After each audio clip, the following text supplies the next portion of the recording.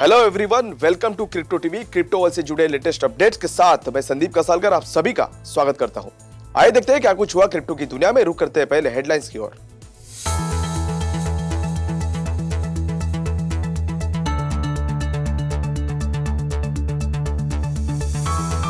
Russia द्वारा Ukraine के परमाणु संयंत्र पर बमबारी के कारण क्रिप्टो करेंसी में आई गिरावट। एनएफटी मार्केटप्लेस ओपनसी ने अमेरिकी प्रतिबंधों के कारण ईरानी यूजर्स को किया ब्लॉक। वजीरेक्स ने एनएफटी क्रिएटर्स के लिए लॉन्च किया नया DIY इनिशिएटिव। सॉथबीज ऑक्शन हाउस के मुताबिक एनएफटी और क्रिप्टो वेव से होगा 2 गुना मुनाफा। मैनचेस्टर सिटी सॉकर क्लब ने क्रिप्टो एक्सचेंज OKX के साथ डील की साइन। साउथ कोरियाई क्रिप्टो सर्विस प्रोवाइडर्स ने $2.7 बिलियन नेट प्रॉफिट को 2021 में किया हासिल। टेरा के लूना ने स्टेकिंग वैल्यू में इथेरियम 2.0 को दी मात। वेनेजुएला ने नेशनल क्रिप्टो करेंसी के साथ जोड़े मिनिमम वेज। अब देखते हैं खबरें विस्तार से। बिटकॉइन के साथ क्रिप्टो करेंसीज में लगातार तीसरे दिन गिरावट आई क्योंकि रशियन ट्रूप्स द्वारा यूक्रेनियन न्यूक्लियर प्लांट पर बमबारी की रिपोर्ट पर जोखिम से बचने के लिए मार्केट्स में गिरावट आई। ऐसे में ट्रेडिशनल मार्केट्स में इन्वेस्टर्स ने सेफ हेवन $US के सामने रिस्की एसेट्स की तरफ रुख नहीं किया। यूरो के साथ मेजर फियाट करेंसी के एक बास्केट के मुकाबले ग्रीनबैक 21 मंथ्स के ऊपरी स्तर पर पहुंच गया है। शायद इस आशंका को दर्शाते हुए चल रहे रशिया यूक्रेन युद्ध का US इकोनॉमी पर रिलेटिवली मामूली प्रभाव पड़ेगा। रशिया ने यूक्रेन के न्यूक्लियर पावर प्लांट को सीज कर लिया है, जिसमें रात भर क्लैशेस के दौरान आग लग गई थी। ऐसे में ज़ैपोरिज़िया पावर प्लांट में लगी आग ने डैमेज पावर स्टेशन से रेडिएशन लीक होने की चिंता पैदा कर दी है। इस तरह से इन्वेस्टर्स भी US इन्फ्लेशन में बढ़ोतरी पर चौकस बन रहे हैं, क्योंकि चल रहे युद्ध ने यूरोप और अन्य क्षेत्रों में सप्लाई चेन को बाधित कर दिया है। दूसरी तरफ फेडरल रिजर्व के अध्यक्ष जेरोम पावेल ने सीनेट बैंकिंग कमेटी के सामने टेस्टिमोनी के दूसरे दिन के रूप में कहा कि इन्फ्लेशन में बढ़ोतरी की संभावना है।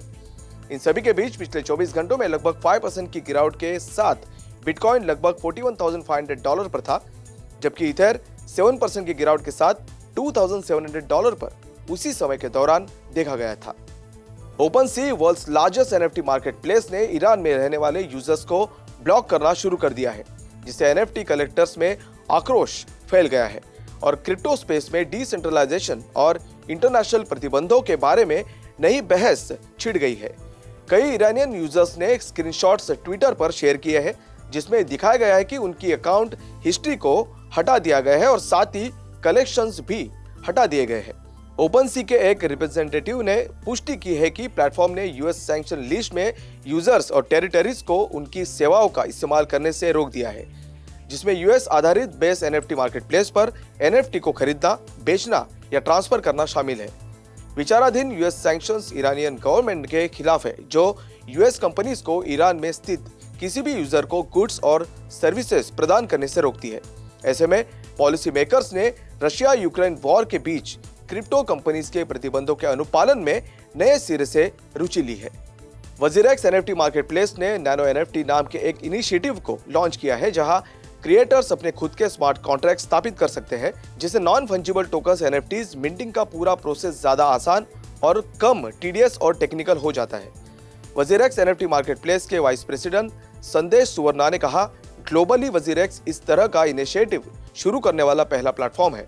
वजीरेक्स ने एक स्टेटमेंट में कहा कि आमतौर पर 10K प्रोजेक्ट को कम से कम 6 फिगर बजट की जरूरत होती है ताकि प्रोजेक्ट को ग्रो किया जा सके, लेकिन नैनो एनएफटीज के साथ क्रिएटर्स की अपनी वेबसाइट होगी ताकि लोग अपने खुद के स्मार्ट कॉन्ट्रैक्ट के कारण एनएफटी का दावा और उसे रिलीज कर सके, जिसमें वे एनएफटीज बेस्ड ऑन ट्रेड्स और रेयरेस्ट फीचर्स के आधार पर भी डिजाइन कर सकते हैं। बता दें कि 10K total NFTs collection population की संख्या है।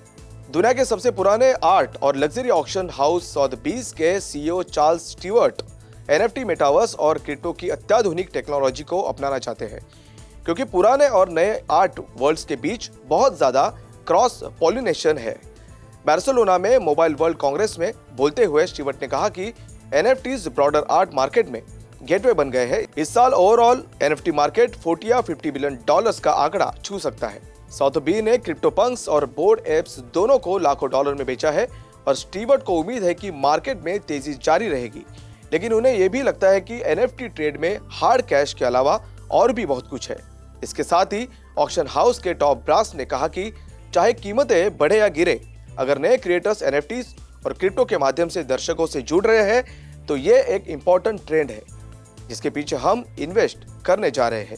$4 बिलियन की दुनिया की छठी सबसे valuable football team Manchester city ने दुनिया के दूसरे सबसे बड़े क्रिप्टो एक्सचेंज OKX के साथ $multi-million ग्लोबल पार्टनरशिप की घोषणा की है। इतना ही नहीं, इसे क्लब का official crypto currency exchange partner भी बताया गया है। क्लब के ई स्पोर्ट्स ऑपरेशन के अलावा ये पार्टनरशिप मैनचेस्टर सिटी मेंस और वुमेन्स टीम तक फैलेगी। ये डील OKX का सॉकर स्पॉन्सरशिप में पहला प्रयास है और मौजूदा इंग्लिश प्रीमियर लीग चैंपियन के घर इतिहाद स्टेडियम में एक्सचेंज की ब्रांडिंग फीचर को देखेगा। हालांकि एग्रीमेंट से जुड़े टर्म्स का खुलासा नहीं किया गया है। दूसरी तरफ फरवरी में लोकल राइवल मैनचेस्टर यूनाइटेड ने टीजॉस के साथ एक स्पॉन्सरशिप एग्रीमेंट पर साइन किया था, जिसकी कीमत $27 मिलियन पर ईयर थी। देश की मेन फाइनेंशियल रेगुलेटरी एजेंसी के एक सर्वे के अनुसार south Korean virtual asset service providers VASPS ने नेट प्रॉफिट में $2.78 बिलियन या ट्रेडिंग एक्टिविटी से 3.3 ट्रिलियन कोरियन वॉन हासिल किए हैं। यह सर्वे अपनी तरह का पहला सर्वे है क्योंकि VASP को पिछले साल Korea financial intelligence unit KOFIU के साथ रजिस्टर करने की जरूरत थी। बता दें कि सर्वे का एम इंडिविजुअल बिजनेस ऑपरेटर्स द्वारा प्रोवाइड किए गए स्टैटिस्टिकल डेटा के आधार पर क्रिप्टो करेंसी मार्केट की बेहतर समझ बनाना है।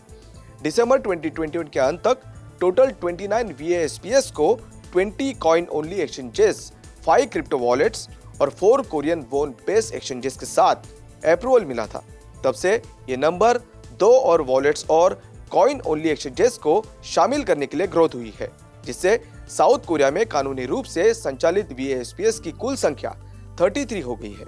वही पेमेंट्स प्रोवाइडर AAA के डेटा के अनुसार साउथ कोरिया 1.9 मिलियन लोगों के साथ क्रिप्टो अपनाने के मामले में 16वें स्थान पर है, या इसकी 55.7 मिलियन मजबूत आबादी का 3.79% है जो किसी न किसी रूप में क्रिप्टो करेंसी के मालिक है।